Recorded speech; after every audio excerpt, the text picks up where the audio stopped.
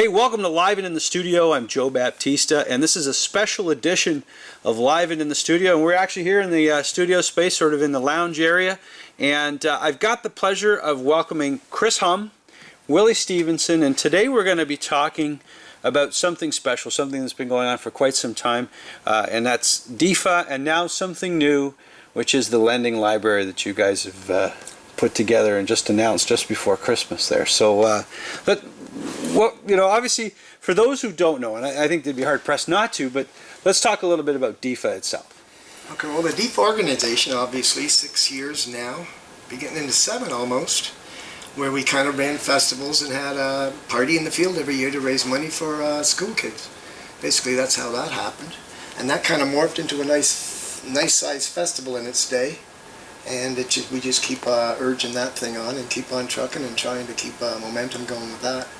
Now, so the whole concept too, obviously, it's paying homage to your son, who was, obviously really into music, and obviously I know you're really into music, your other son's really into music, and the whole idea though behind DIFA though too is to give back to the community in the music way. Absolutely, yeah. Absolutely. I've always been into that. Obviously, with the love of music we have, it's been our way anyways, just to play music. So in order to try to do something with the community that was so supportive of us would be a high priority on our list.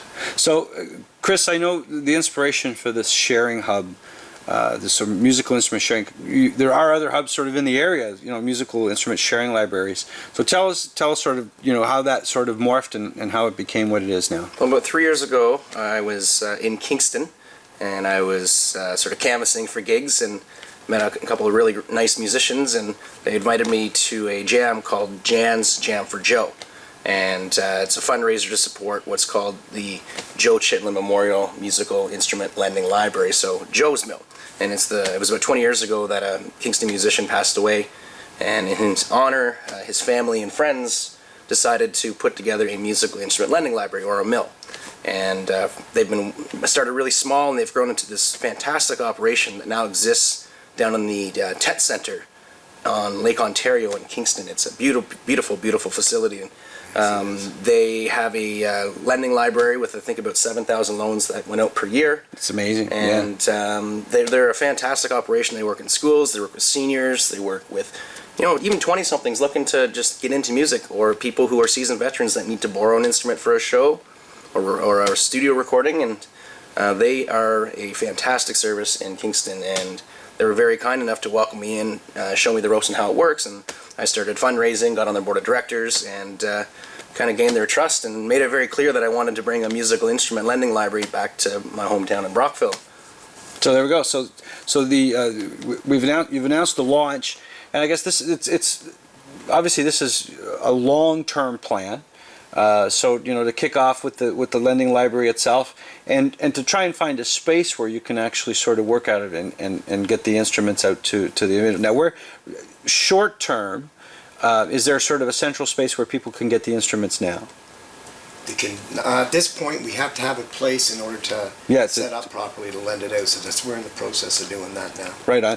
And so, like you said, I think if the idea is for kids and for youth, but the idea too is to sort of build up and get more spaces for people to learn music, and that's because in the schools these days too, like there isn't in many opportunities anymore. Like when you and I are about close in age, right?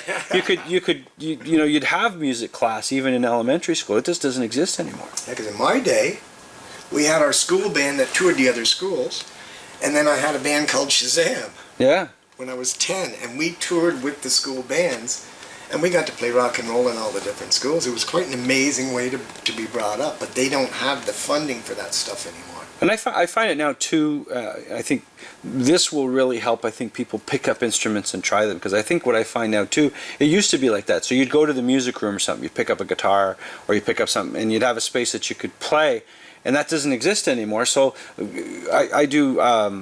I volunteer at one of the Gananoque High School, and we do what's called a coffee house. And it used to be, you'd get 3 or 4 bands every single coffee house, new kids interacting. I think the last 5-6 years, there hasn't been a single band, and everybody's singing to karaoke tracks. Well, in the process of building the mill, I did a lot of legwork and did some research on what's happening in the music community in Leeds, Grenville. I did a number of phone calls, had some interviews, chatted with people for coffee, and we discovered that in the public schools in Brockville, there's only 2 schools that have music programs, and that's at Lynn Public School and Toniata. And we talked to the directors from those schools, and it's unfortunate. What's really cool about what we're doing now is in the process of building a volunteer army, we're calling it. One of my public school band teachers has now offered to help us. That's Neil Matheson. So he had a fantastic band program at Vanier Public School.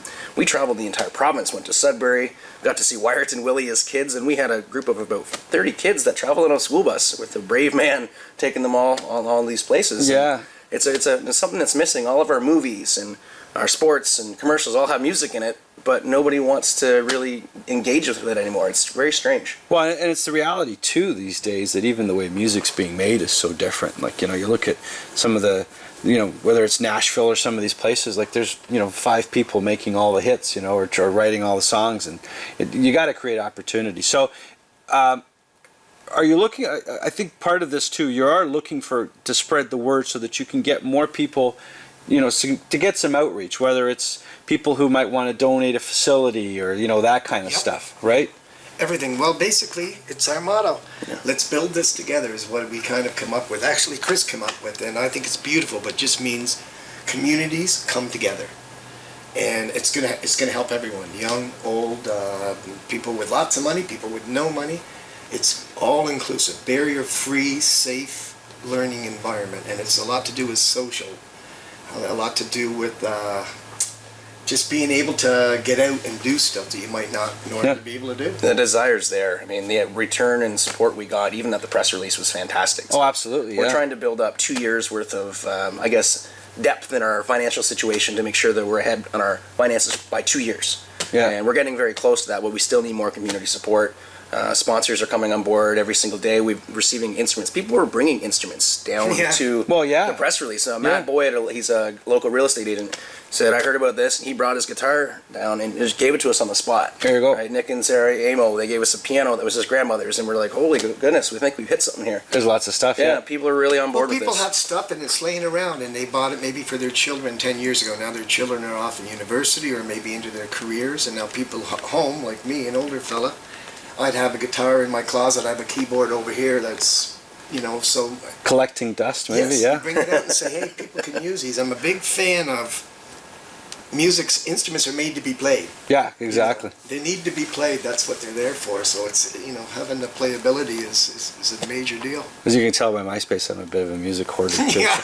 So, is there a number, or what's the best way for people to reach you guys if they do want to donate something, or if they want to get Well, absolutely. DIFAfoundation.ca. Okay. That's our website address, and we have personal numbers, 613-803-8766.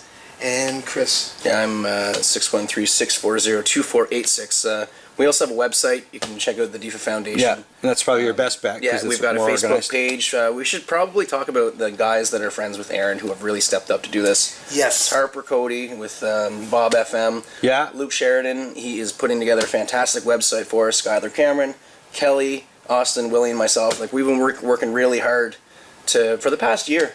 It was really sort of very organic how this whole thing developed. I was trying to find a home for what this library could be, and Willy came down to visit me during my show on Boxing Day at the Key Store last year. We started chatting, and Willy said, well, I love the festival and how it's going. I'd just like to see some more return and some actual manifestation of what we're doing. He was donating, I think, was it 30,000 the first year, went to 3 area high schools. Yeah, and that's amazing. That was amazing. That's amazing. Yeah. And those kids are all the better for it. But we'd like to see something that has sort of a structure and a legacy. So yeah, and longevity too, right? Yeah. Right on. Yeah, and that's a great point. And I think so. So if you're interested in getting involved, if you've got instruments that you want to donate, if you have a space. So again, they're looking for spaces. So if you're a local entrepreneur or owner and you've got a space that you want to donate, these guys we're looking for that too. So listen, thanks a lot, guys, for joining me here at Live and in the Studio. And as always, check out stuff on Quabbin Hill Studio and EON TV. Thanks for joining me here for Live in the Studio.